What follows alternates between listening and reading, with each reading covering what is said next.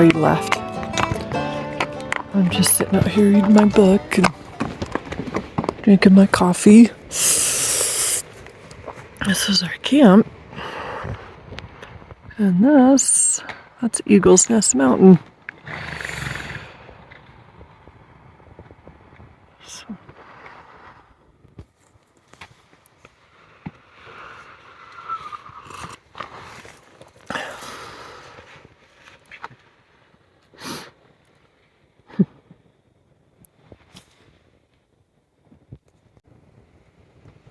It's pretty rocky here.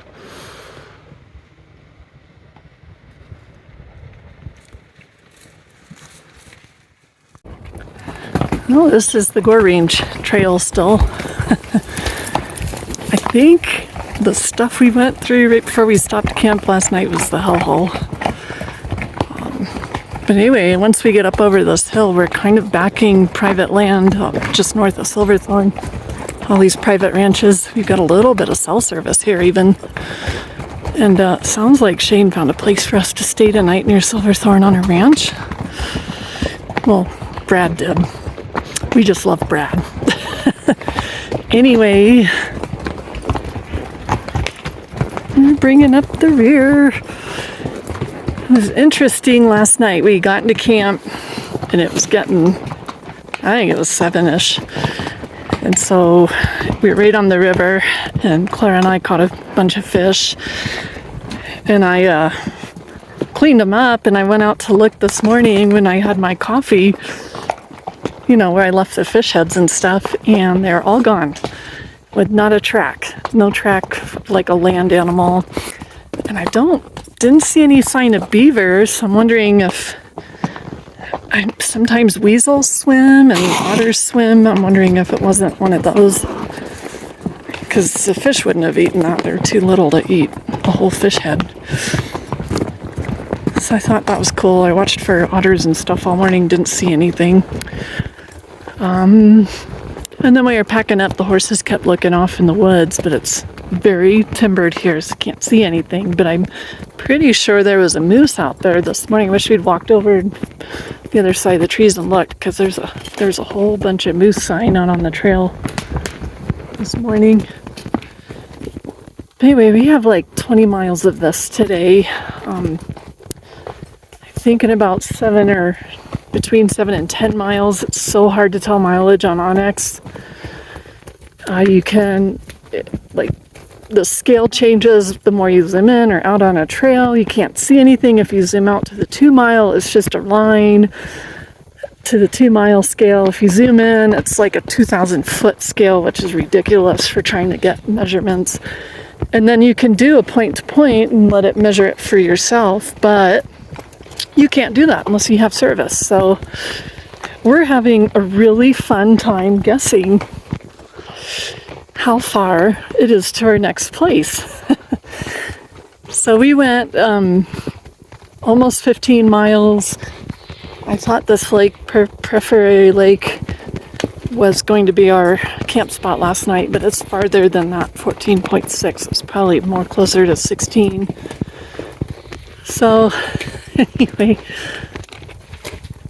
I think these apps with maps could use a lot of help. I miss my USGS maps a lot. So I'll probably take some video when we get down to the road to I think it's Blue River Reservoir Road. And after that, it looks like this becomes like more rolling instead of the steep up and down on the side of these steep mountains. But I was really excited last night because I was looking at that mountain above our camp and thinking it looked just like an eagle's nest. And when I finally zoomed in enough on Onyx to tell, I found out that was Eaglesnest Mountain. So it's kind of a famous mountain here in Colorado, and I've never seen it in person. And that was really neat. So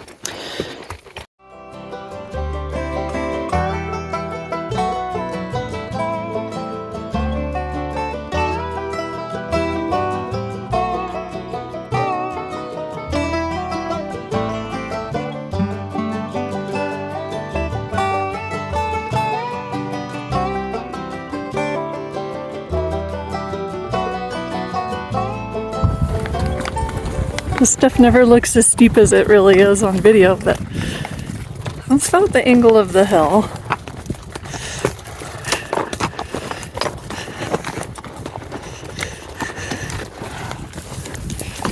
It's just so pretty back here.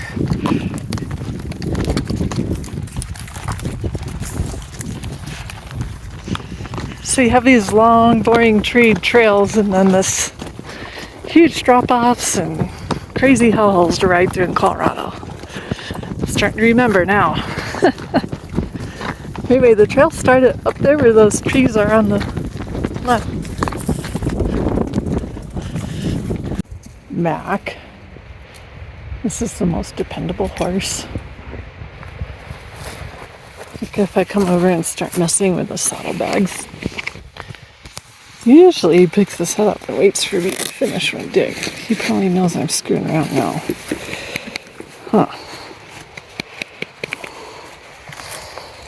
Nifty.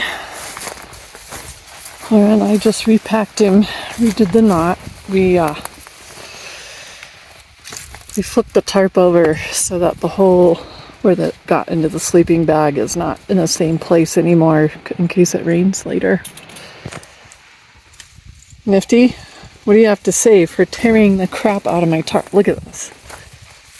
This tarp is like a week old. There's a tear there, there, there. Oh, and this giant one right there. All the other tarps are fine. What do you have to say, Nifty? Huh? He says, I don't effing care. So, for comparison, Jack's tarp was bought at the exact same time Nifty's tarp was bought. Do you see any tears? Oh, that's a little loose because we pulled the axe out, but oh, Jack, you managed to not tear your tarp. Is it the horse or is it the tarp? Jack. Shane just put a shoe on Ruby here. Oh, you haven't tacked it on yet? She lost her right hind.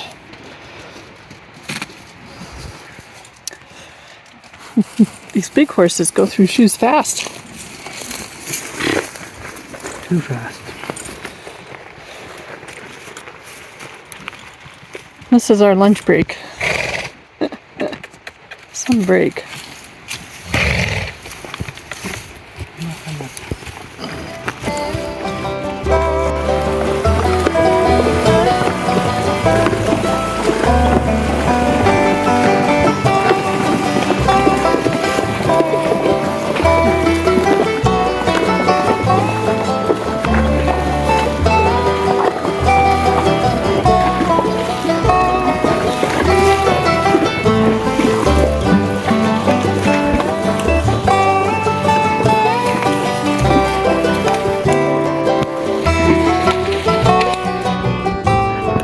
We started out at almost, it was like 9,900 feet this morning at our camp, and then we got up to like 10, and now we're climbing, well, where that saddle is over there in the hills. That's where we came out of, that real steep trail across this 9,000 foot valley, and now we're going back uphill to 10,000 feet. Thank goodness for these really amazing horses. Boy, Mac, Jack, boy, Nifty.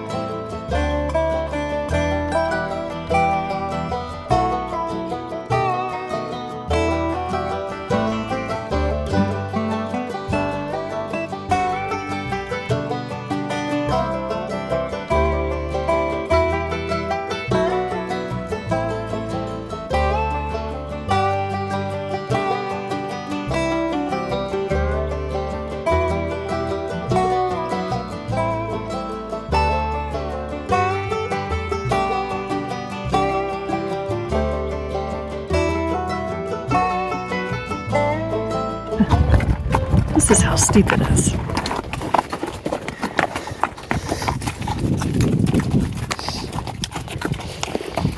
You see my strip? We made it to the top. Way down there, you can see the woods we're riding through to get here. So pretty. There's like a beam of light going down in that valley. Oh, that's cool. Oh, nifty jerk. Did you just break your breakaway? Oh, wow. There's a whole reservoir back here. You could see that the other day. And then, like, that's probably the backside of Eaglesnest.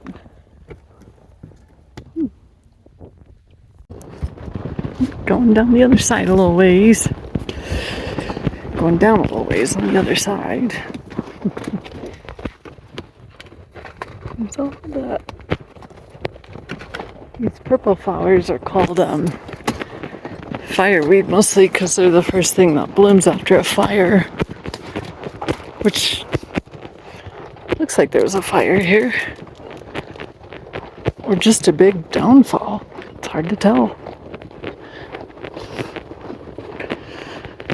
But anyway, when I was a kid, and even now, I know when I see fireweed blooming that it's time to go back to school. It's the end of the summer, which most kids start at school last week, so yeah, about that time here. I'm really glad this trail's cut out. There's no way we would make it through this.